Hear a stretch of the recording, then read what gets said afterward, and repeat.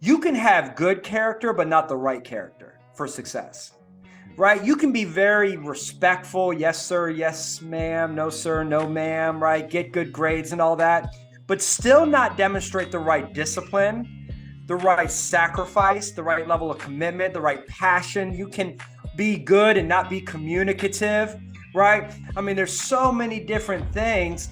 So for us, we need to understand that when you look at teams that are successful, talent always plays a role. Absolutely. Right? Coaching always plays a role. But you begin to peel back the layers and you begin to realize, well, you know what? The real difference maker is that these group of athletes in this room, man, they were selfless, they were passionate, they were committed, they were disciplined, they were hardworking, they were supportive of one another, they were coachable, right? They were humble. Like, those are character traits. Welcome to the Elev8 podcast. I am your host and coach, Tyler Johnson. Thank you for tuning in. And whether you've tuned in to elevate your mindset, your game, or just your day, you're in the right place. My guest this episode is the founder and president of Lead 'em Up, a sports leadership and character program. He is a speaker, a coach, as well as the founder and co-host of the Hardwood Hustle podcast. He is also an ambassador for the Premier Lacrosse League. Welcome to the Elev8 podcast, Adam Bradley.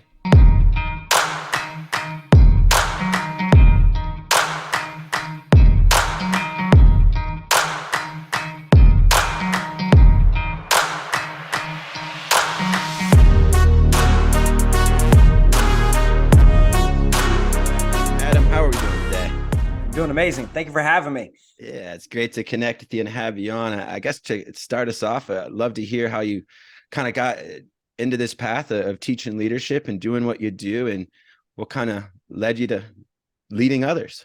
Yeah, no, I mean, it's been a great journey. You know, it started back in 2015.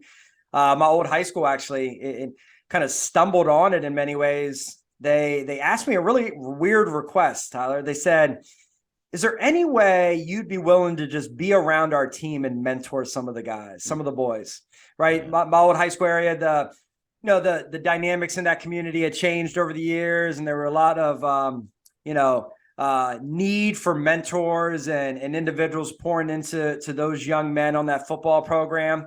And I agreed. I said, yeah, I would love to. And long story short, they end up giving me every Tuesday. They said, this is what we like to do.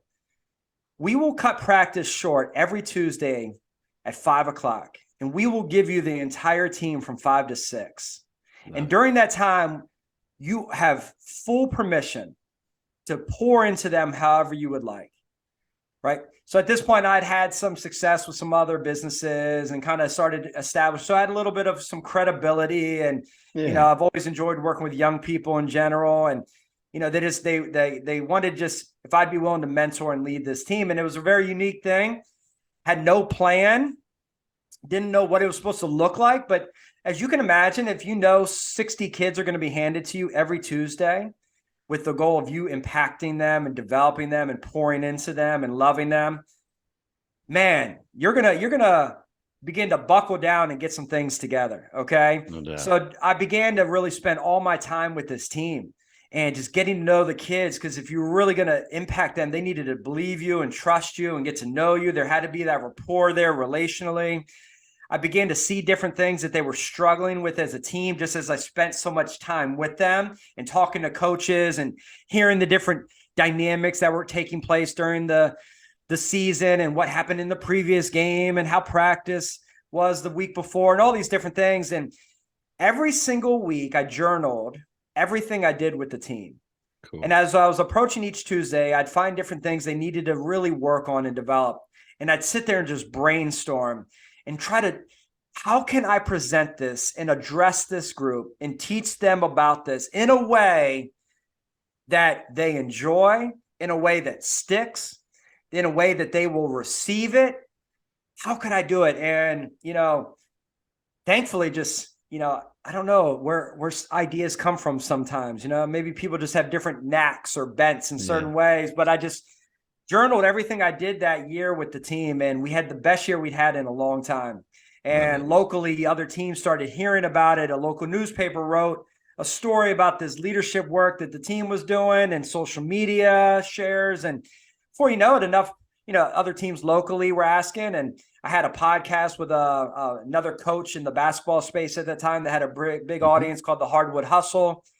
And I would talk about it there. And as you know, you get enough inquiries on something, 30, 35, 40 inquiries, and you're like, wow, I may be on to something. Right. Maybe there's a need to take some of the leadership work and some of the exercises and drills and activities I was doing and maybe make them available to other people.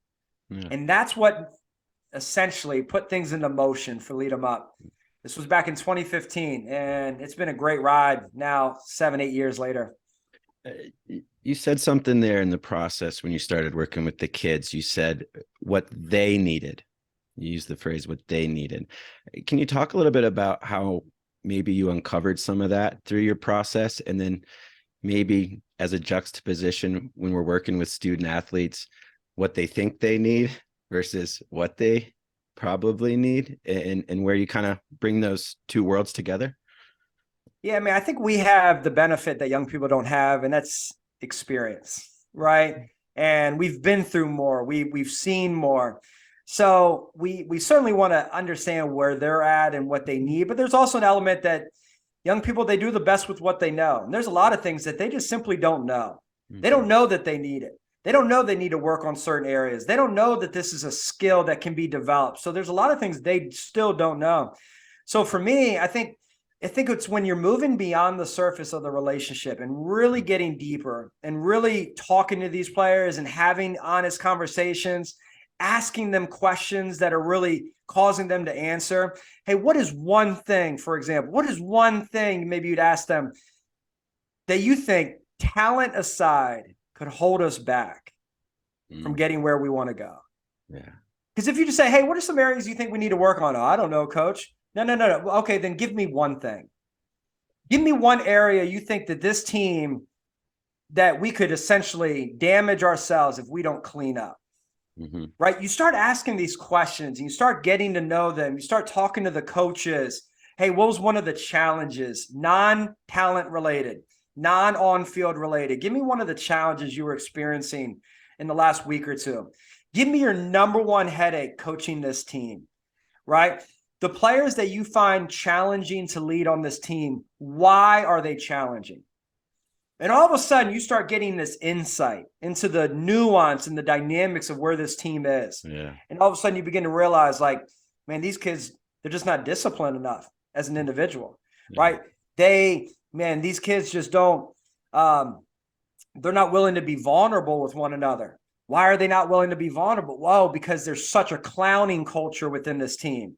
Yeah, they're close-knit, but their relationship is built on clowning and joking with each other at such a level that all of a sudden no one now is comfortable to step out and lead because they're too concerned that if I do, I'm exposing myself and opening myself up to getting clowned by the guys, by the girls, right? So it's really understanding. And once again, it's just kind of going in. Now that I've been doing this for 7 years, you gain insight into what it really takes and also what prohibits it. So I think to answer your question, it's really about kind of asking really kind of poignant questions to help you uncover and diagnose. Very similar to a doctor, right? Tell me about your symptoms. Do you feel pain there or do you feel pain here, right? How does this feel when I touch here? Like they are literally, they know, and they're asking these questions because they're all they're building their plan of how to approach it. Sure. Right. And how to get it healthier. And they know if this muscle's hurting here, then it's being affecting over here. And same thing over here with the team, right? Yeah, I love your clowning. I love how y'all can joke around, but let me tell you what I think it could be producing. Right. Yeah. So it's really this uncovering with a thought process of I'm trying to find a plan of how to approach to identify pain points on this team so we then can clean it up and become more healthy as a group. Yeah, I love that. I definitely resonate when I think I was a high school athlete. I didn't know a lot that I didn't know. And there's so much. So, and I think on that same kind of notion, as you've traveled and worked with different teams and schools around the country, why is leadership education just so needed in kind of the times we're in and just for young people and the times that they're in? Yeah, I mean, so Lead 'em Up is a leadership and character program, okay? And when we say character is who you are, your character traits. Leadership, what you do, your actions and behaviors. And I believe and will always believe until someone definitively shows me otherwise, I believe character is the biggest separator in sports. Okay? Now, let's put character in the right position. Most people, when they hear character, they think behavioral and they think it's mostly about like just being like good character, being respectful in school. Stay in line. Good. They're in line.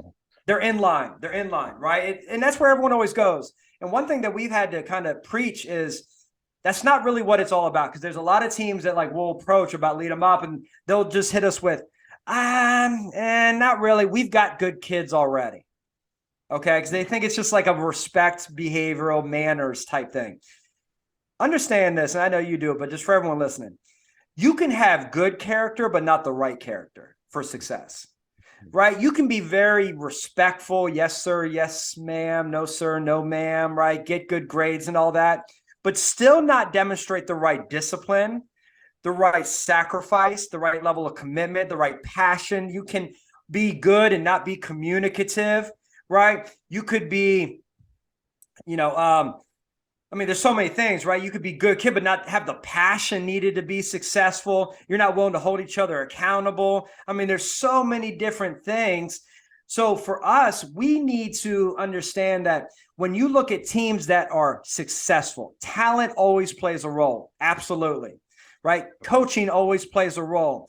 But you begin to peel back the layers and you begin to realize, well, you know what? The real difference maker is that these group of athletes in this room, man, they were selfless. They were passionate. They were committed. They were disciplined. They were hardworking. They were supportive of one another. They were coachable, right? They were humble. Like those are character traits. Okay. The character traits are the difference makers. Okay. Because they can take somebody who has moderate talent and get the most out of it. They also can take someone who is talented and actually reduce it if their character is not on point. Okay. So the first thing we always want to make sure everybody knows is we're talking about character performance. Yeah. We are not just talking about having good kids with good manners. Now, the good thing is when you develop the right character for success, oh, guess what? The byproduct is also that you become a good kid. Okay. Yeah. But you also need to demonstrate it. Now, getting them to understand, though, that those character traits can be coached and can be developed and strengthened. That's where the difference making comes. Okay. Listen, the coachable kid. Hey, I can take a kid who's not very coachable or approachable, and we can teach and develop a completely new mindset to get them to crave coachability, to crave it. Okay. And like that's one area that we talk a lot about. Just, the number one thing we hear from young people as to why they don't lead greater or more frequently.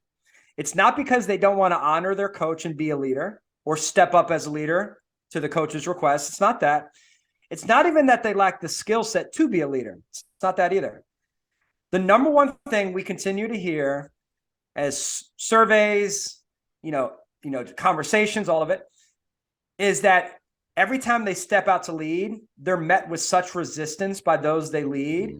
They eventually get to the point where they no longer want to. Right? We say it's the discouragement process of a leader, that the peers around them, by their lack of willingness to receive the leadership, discourages the leader in the process, which then, if you break down the word discourage, DIS is a prefix that means to be far from. It's where you get the word distant. It's where you get the word disappeared. It was here. Now it's gone. That leader at one point had some courage.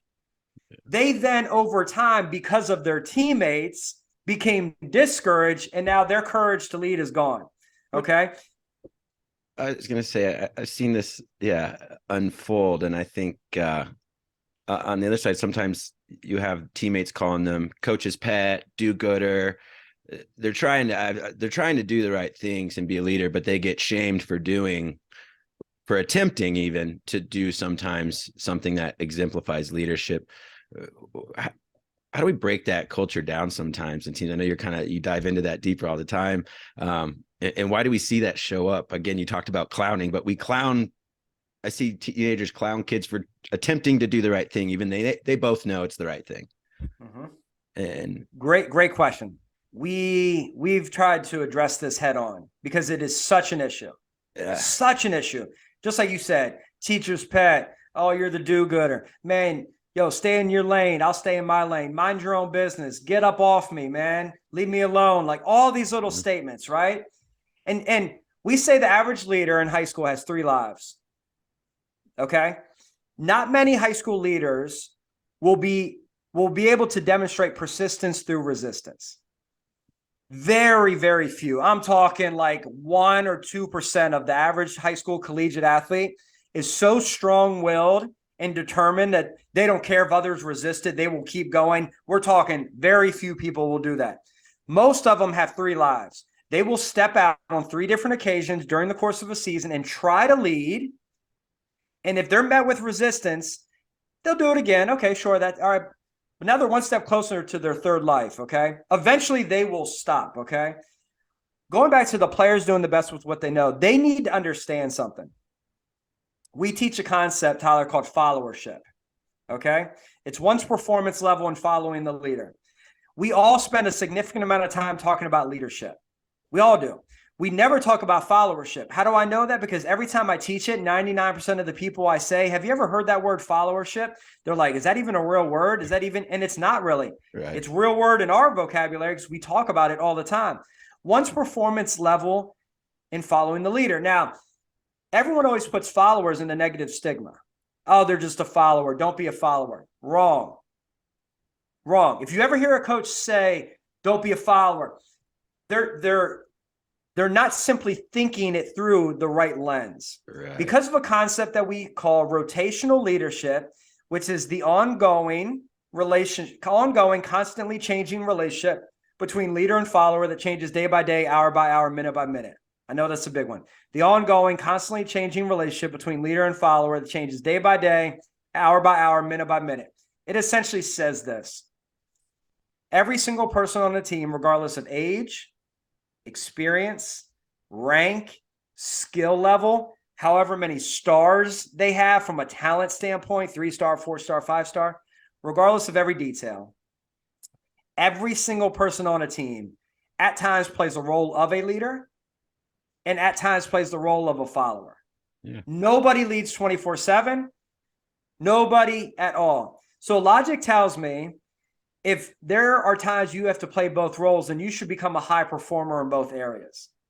Young people have never been taught the performance responsibilities from a follower standpoint. But you could be the greatest leader in the world, but if the follower's not performing in their role, when I step out to lead them, it will go nowhere. Yeah. So I think the first way to attack this is everybody needs to understand there's a performance responsibility required every single time someone tries to lead you, period. We call that, we have 2 habits. I'm not going to get into both of them, but like one of them. So we teach a couple habits that players need to engage in to become a higher performing follower. Okay. We say there's 3 levels. Is it okay if I go into it? Yeah. Right, okay. 3 levels. Lowest level is what we call challenging to lead. Mid-level is what we call easy to lead. We all know those that are challenging to lead. They always push back. They get defensive. They don't listen. They do their own thing. Their ego's too big.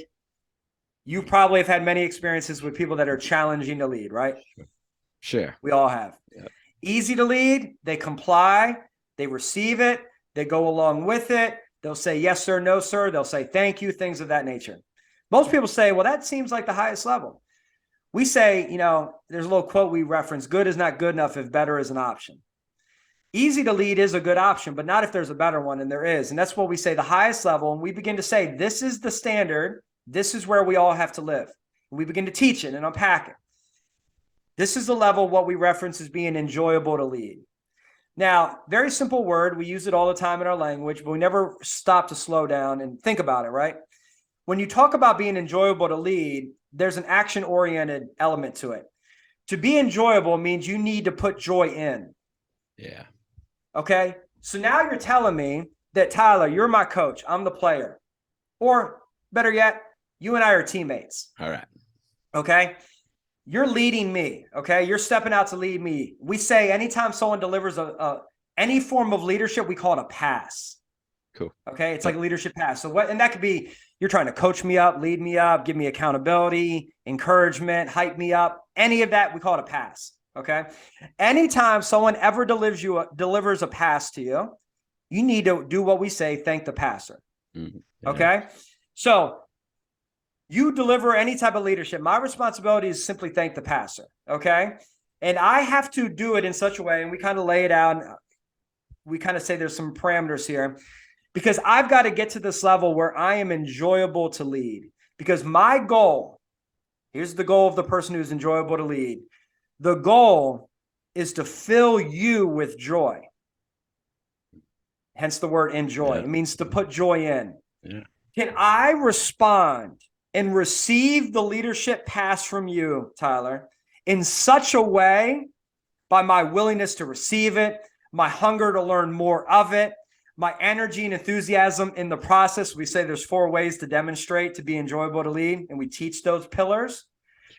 That bam, when you lead me, not only do I receive it, but I actually respond in such a way, Tyler, that you walk away boosted, filled with joy, and hence the word enjoyable, A-B-L-E, able, which then allows you to be more able to lead at a higher level. And what crazy part is, this is what kind of blows players' minds and kind of gets them to see things completely different. When I respond to your leadership pass to me, when I respond well and am enjoyable to lead, and in turn fill you with joy and boost you on how I respond, make you feel better about it, make you feel more empowered. What most players don't realize, I am actually leading you up. Yeah. You walk away from the moment of you leading me, feeling boosted and encouraged and filled with more joy, which then helps you lead more. So then all of a sudden we walk away a week later and we see Tyler leading more, doing more, giving more passes. And we're like, wow, look at Tyler. He's dominating the leadership game. What we fail to recognize is, you know what? Actually, Adam played a role in that. Yeah. Adam thanked him so much, appreciated him so much, encouraged him so much that it actually inspired him to do more. And I also, though, have the flip side power. Yeah. I also could discourage you to the point where, right, where I shut you down. And so we teach significantly this role of the follower's performance and how it is the secret to unlocking our team's leadership. Because if you don't have the right follower, man, you're going to burn out leaders left and right, and it'll be not pretty. Yeah, I think it's important to understand, because I've had coaches kind of, that concept, you kind of think about it a little funny with you, and it's like, well, what if they're following the right behaviors? Then I want them to, then the leaders, like you said, the leaders probably doing a good job. It's this reciprocal, right? And the other part is, if the leader's doing a good job and got their influence and attention, how are they going to shut down their mirror neurons? I mean, there's something like, let's use the basics of mirror neurons to our advantage here, right? Not let them work against us. And the things you talk about just light up all those things. I love it. So, and you're right on. Like, there is an element of, like, you got to make sure you're following the right people, right? I think when people say don't be a follower, what we're talking about in those instances, and I agree with that. Followers in that negative stigma are people that just aimlessly follow, don't think for themselves, right? They're just like aimlessly following, right? There's like no conscious awareness in their own mind. We're not saying that also, because there's a later exercise that we teach about. It's called the detective, where you've got to really lean in and make sure you're following the right things. Yeah. And we also teach on the fact that, let's say, Tyler, you lead me up and you deliver a pass to me and you try to coach me up on my game. Okay. We're both playing quarterback. We're in our quarterback, one-on-one drills during practice. You see something with my footwork and you think I need to tweak it, right? You try to coach me up. Well, we teach the players that there is an element where they've got to process that pass internally to make sure it works for them. Okay. So that's why we say, and we even go through this, what if Tyler tried to coach me up on my footwork and I don't like Tyler's coaching suggestion? Like, legitimately, not trying to be rude. Yeah. It just doesn't work for me. Like, it's just, it doesn't work for how my footwork is, and like, Here's what we tell the players. You thank the passer anyways. And the reason, you are thanking them for the courage displayed, not the content shared. That's the line that we use. You're thanking them for the courage displayed, not the content shared. We tell the players, process the content of what's being delivered, maybe at a later moment, right? Does this work for me? Is this something I want to incorporate in my game? Yeah.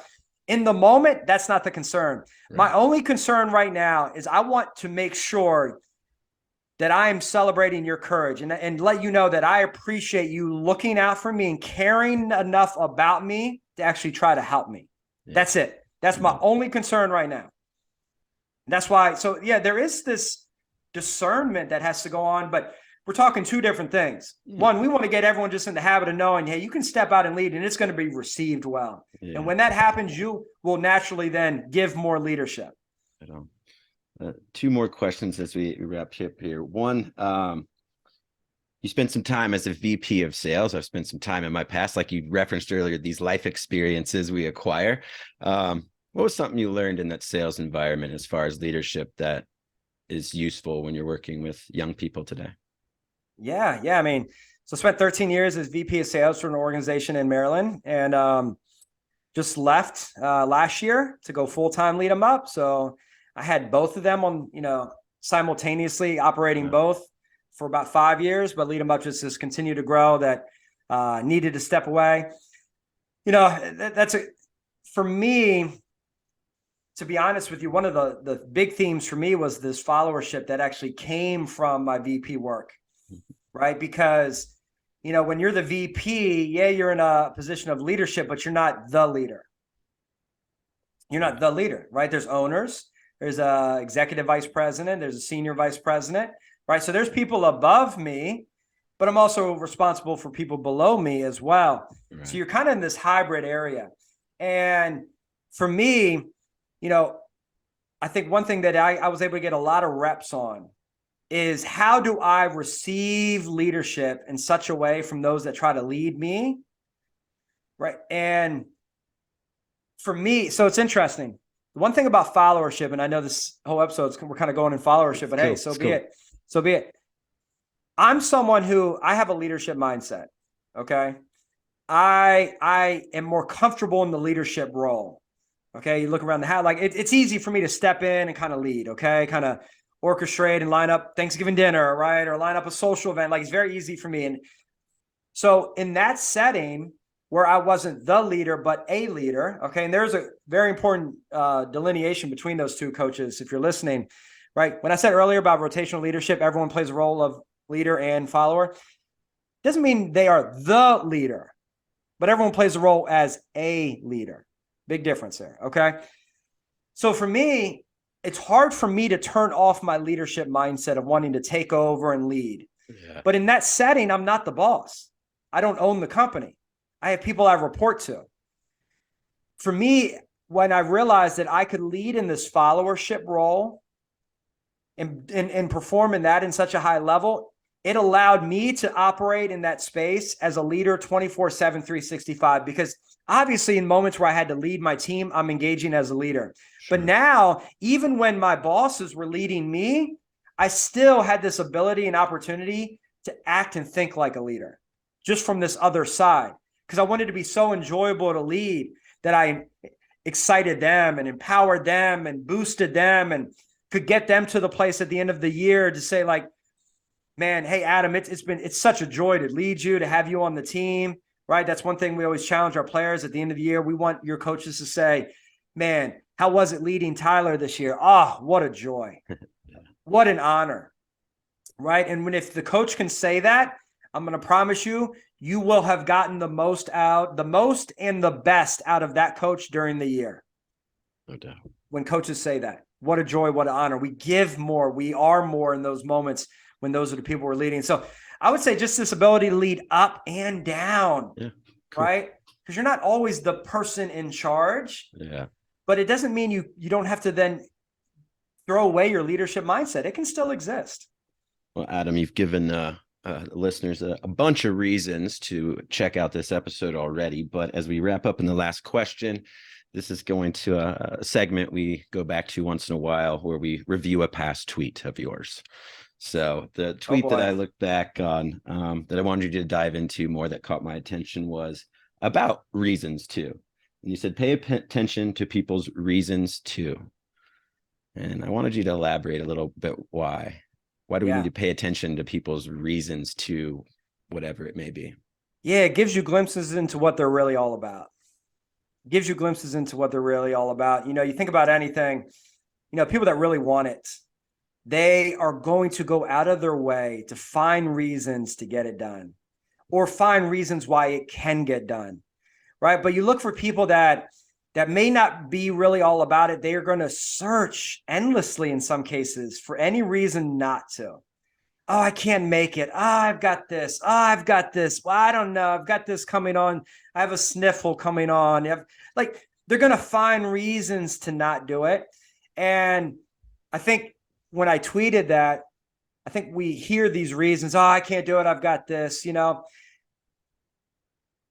could be something bigger there, right? Go a little deeper. Wow, they keep finding reasons not to. I just don't think they're really all about it. Okay. And for me, just going into the new year, as people they've got new hopes, new expectations, resolutions, and things like that. The real difference maker is going to fall into a lot of what are the reasons to? Are they going to find reasons to keep this going, to stay disciplined on this, to keep working out regularly, to commit to that commitment? Are they going to continue to find the reasons to support that? Or are they going to continue to find reasons to not do it? Pay attention to the reasons to. They give deeper insight into, do people really want it or do they not?